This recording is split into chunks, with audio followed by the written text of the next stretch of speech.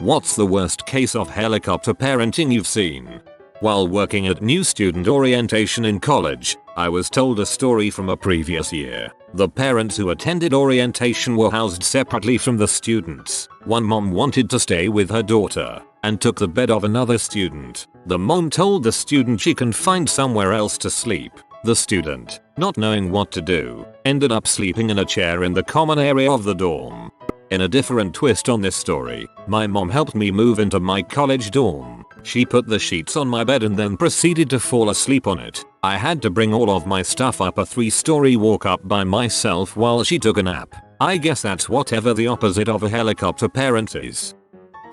Working summer orientation for my old community college, and we have new students register for classes towards the end of the session. Counselors are there to help with class selection. This one mom was literally hovering over her son telling him which classes to choose and completely ignoring the counselor's advice. When she had him stand up, she proceeded to sit down and she herself started registering her son for his classes. I tried to intervene, letting her know that we ask that the student register themselves and that he'll be doing online registration for the rest of his college career. I was told to FK off. Later I pulled him aside and told him to change his password and swap into a class more appropriate for his placement exams. It was this incident that triggered us to design a parent orientation to keep them away from their kids. Welcome to adulthood, lil bro. That was a great idea, to separate the parents and kids at this point.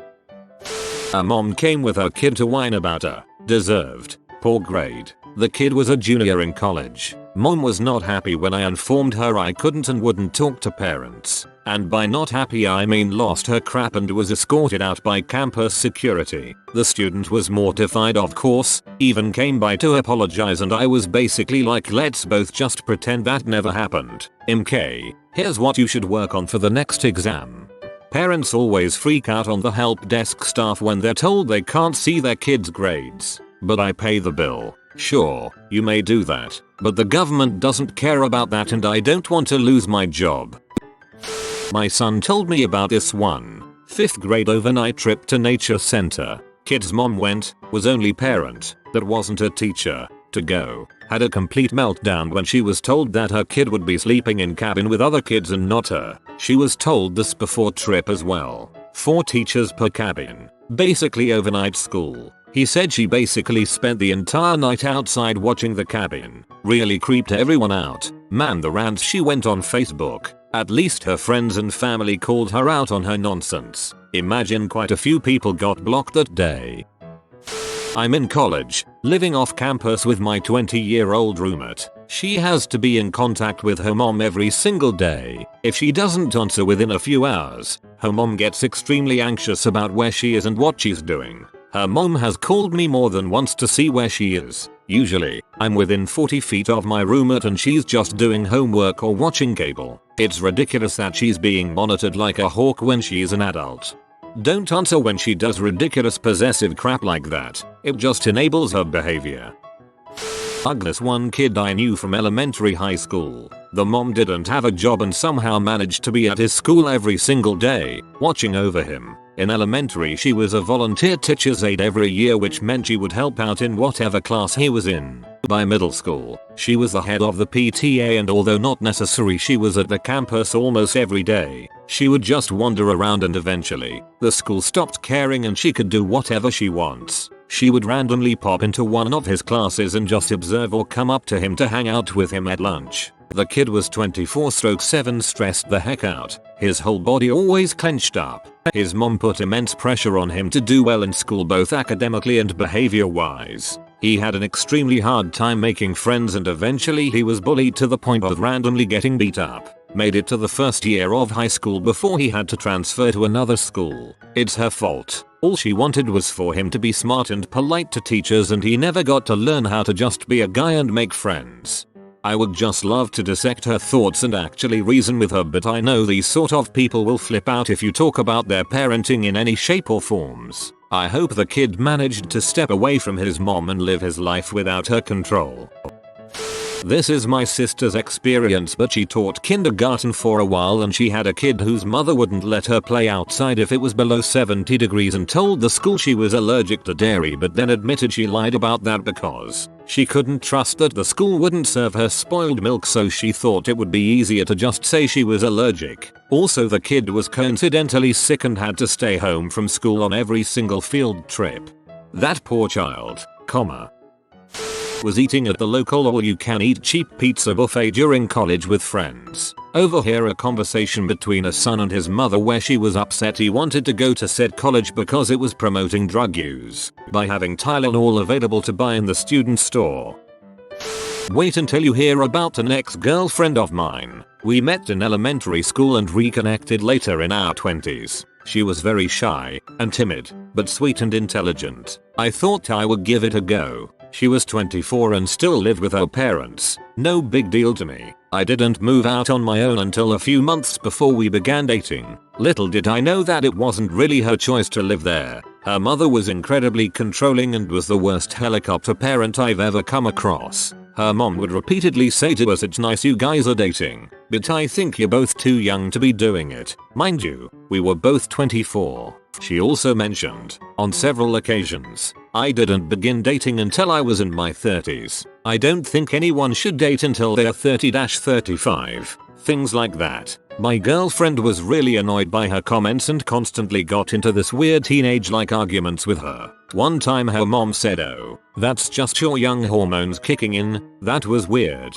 Anyway, my girlfriend had to text her mom before she left anywhere, and when she arrived, her mom used to Google map the time and distance between places. If she forgot to text her, she received an insane amount of phone calls or texts. Her mom made her get paper checks so her mom could keep track of her money and would not allow her to get direct deposit. She was also way over precautious about things. One time we went for a walk around dusk. She lived in a small town, population 2000-500, and lived on the side of town that was well lit and hardly any sort of vehicle traffic. Her mother sent her dozens of texts within minutes of us leaving begging her to come home because you're both not wearing reflective clothing. And this is a bad idea because it's getting dark, and I'm trying to protect you. Walking in the dark is incredibly dangerous, this and that. As a side note, her mom also used to make little hits at me for my job at the time. She said I don't think it's a good career path. I worked at a bank as a relationship manager, managing bank accounts and opening investment accounts for higher net worth individuals, and was looking to get my MBA. I was actively studying for the GRE exam.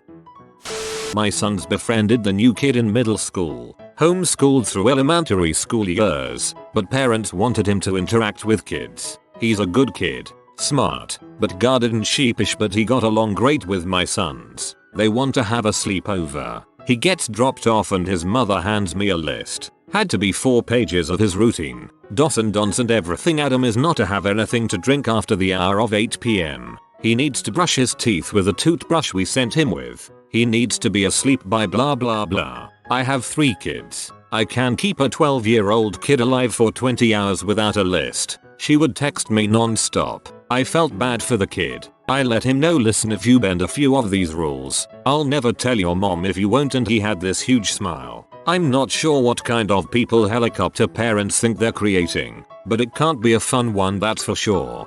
I can keep a 12-year-old kid alive for 20 hours. After that though, all bets are off. I used to work at a school. We had to separate parents of unrelated special needs children who would drop their kids off in class and then stand in the hallways watching through the window for literally the full school day, every day, for the entire school year. Before anyone asks, the principal was a spineless pantoist who sucked, which is why this was allowed to go on. The next year the school got a new principal and I'm told she put her foot down, but by then I didn't work there anymore.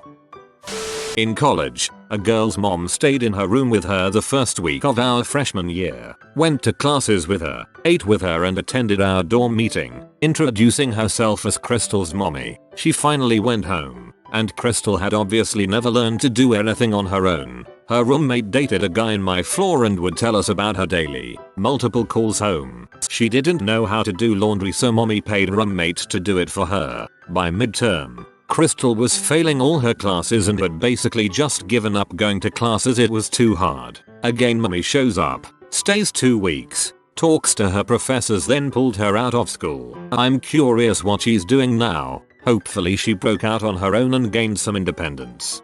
Probably married a guy who will take care of her like her mother did. Of course the mother probably found the guy for her. If that is your boat, then by all means float down the river in it.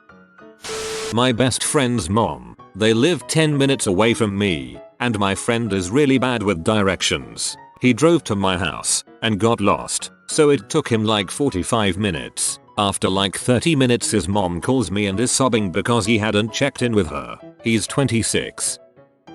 My aunt never let my cousins have any kind of sugar or candy. She told them that it was poison and tasted nasty. One time while our grandma was babysitting them, they were 6. She let them have 1 Capri Sun each. They loved it, saying Grammy, sugar actually tastes good, and threw up shortly after because their stomachs could not handle it. My cousins are alcoholics now. That went from 0 to 100 way too quick, man. Dude came in to talk about his son's test scores. The son was in my 2nd year university course, and the dad was a prof in the subject I was teaching who thought I was hard on his son. We reviewed the midterm together. In the end I gave the kid back 1 mark, so he went from like a 73 to a 74%. Seriously cannot imagine what it was like for that kid going up. Went to youth group with 2 kids who had the worst helicopter mom. These kids had no muscle mass and were the least athletic kids ever because their parents wouldn't let them play sports. Their mom came to every youth meeting we had, usually just for the youth and the youth leaders. The older kid begged his mom to go on a mission trip with us, only to another part of the state, not even out of country. After we all kind of vouched for him and said he'd be taken care, she let him go. Happy story in the end. He ended up completely coming out of his shell because of that trip. He got super independent and his mom let up seeing that he could take care of himself. I do not believe that last sentence. I'm sure it has happened to someone at some point, but that's unbelievable.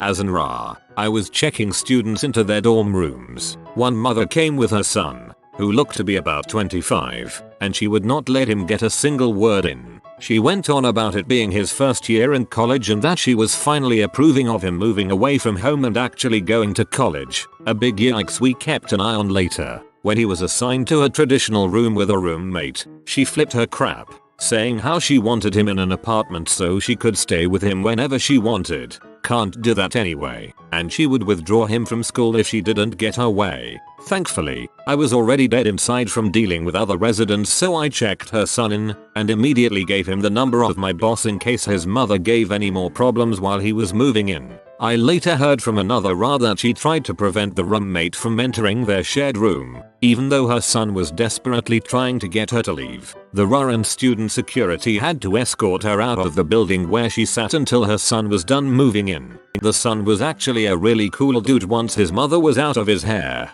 and a really involved student. Happy to be on his own and living the college life, even if he was a bit older. His mom still managed to call our duty phones asking about him, but BC of federal laws we just hung up. One of my neighbor's kids was a good basketball player, but she just didn't have the height for the position she played at a DI school. Coaches recruiting her told her that she could play DI if she switched positions, but her mother, who was a coach, would tell these coaches that her daughter wouldn't change positions, and to basically take it or leave it. Well, pretty much everyone chose to not extend scholarship offers at the DI level because of it. She ended up getting a really good scholarship to a DI school that had the academic program she wanted. They even had a 6-year program that combined undergrad and the post-undergraduate school she would have had to go to. So the process would have basically been seamless to become a licensed professional in her field. However, her mother was so controlling over her recruiting that she told her daughter she couldn't go there because the coach didn't send her a bunch of cards and whatnot. Basically things schools send to recruits to try to convince them to commit. It's mostly flattery, so she wouldn't allow her kid to commit there. Instead, she made her kid commit to this tiny DIE school in the middle of nowhere, literally nowhere,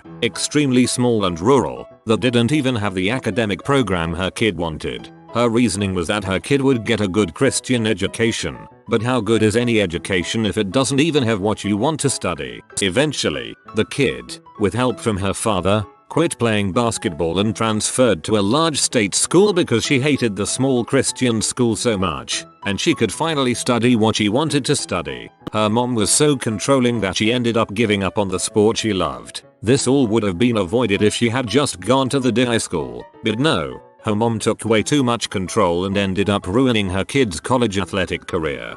At some point it crosses over from helicopter parenting to abuse.